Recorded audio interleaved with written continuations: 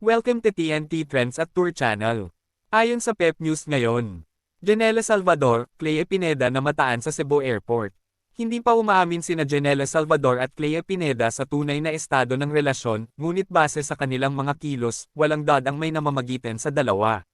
Kagaya na lamang ng maispatan ng netizens ang dalawa na magkahawak kamay habang naglalakad sa Mactan Cebu International Airport. Maraming bumili SI Janela Salvador, KLEYA Pineda ayon pa sa isang video na inilabas ng fans ng dalawa, bumili raw ng lote sina Janela at Clea.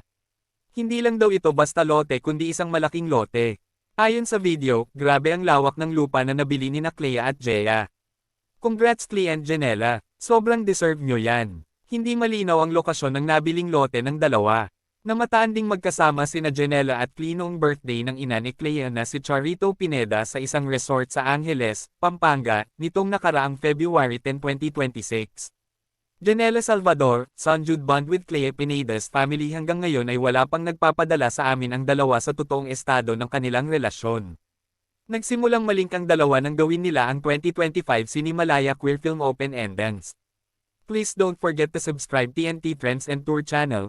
Click the notification bell to notify you in our next video, and please like and share at comment down below. Thank you for watching.